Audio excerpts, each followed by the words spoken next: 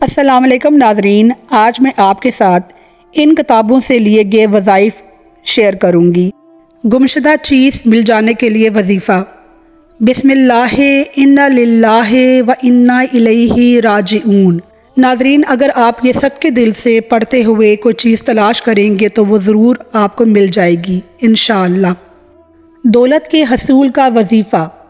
سبحان اللہ و بحمدہ سبحان اللہ العظیم استغفر اللہ۔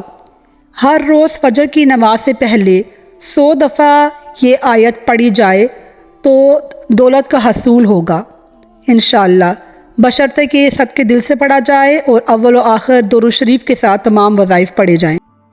ناظرین، اب سنیے ہر درد اور بیماری کے علاج کے لیے وظیفہ۔ بسم اللہ الرحمن الرحیم۔ وما ارسلناک المبشرا و نذیرا۔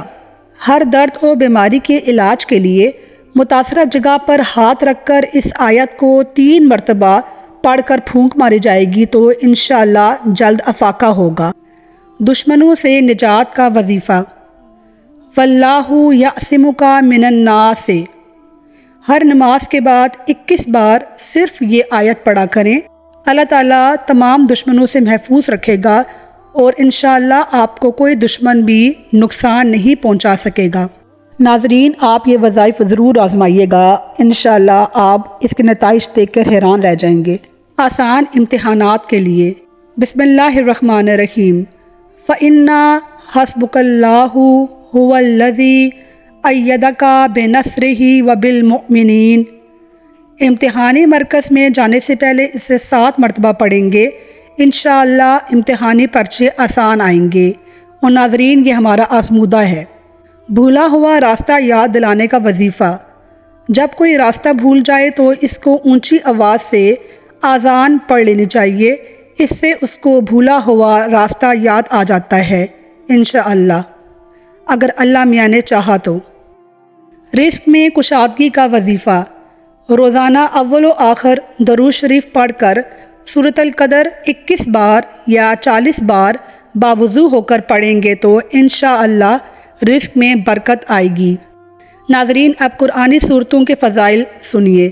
حضرت محمد صلی اللہ علیہ وآلہ وسلم کا ارشاد ہے، سورہ یاسین کو صبح شام پڑھنے والا قطعی جنتی ہے۔ ماشاءاللہ۔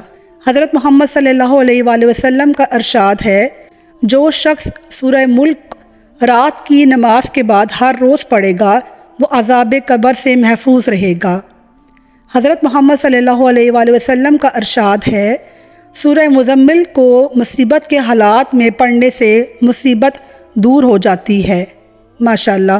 حضرت محمد صلی اللہ علیہ وآلہ وسلم کا ارشاد ہے، سورہ کہف پڑھنے والے کو اللہ تعالیٰ قیامت کے دن نور عطا کرے گا۔ سبحان اللہ۔ حضرت محمد صلی اللہ علیہ وآلہ وسلم کا ارشاد ہے، سورہ دخان کو جو شخص رات کو پڑھ کے سوئے گا اس کے لیے 70,000 فرشتے رات بھر دعا کرتے رہیں گے۔ حضرت محمد صلی اللہ علیہ وآلہ وسلم کا ارشاد ہے، سورہ واقعہ دولت مندی کی صورت ہے، اس کو خود بھی پڑھو اور اپنی اولاد کو بھی پڑھاؤ۔ سورہ رحمان پڑھنے سے بیماری میں شفا ملتی ہے۔ سورہ رحمان کو کثرت سے پڑھنے سے ہر جائز حاجت پوری ہوتی ہے۔ ماشاءاللہ، سبحان اللہ، ہمیں قرآن مجید کو باکثرت پڑھنا چاہیے۔ ناظرین، مجھے امید ہے کہ آپ کو میری ویڈیو پسند آئے گی۔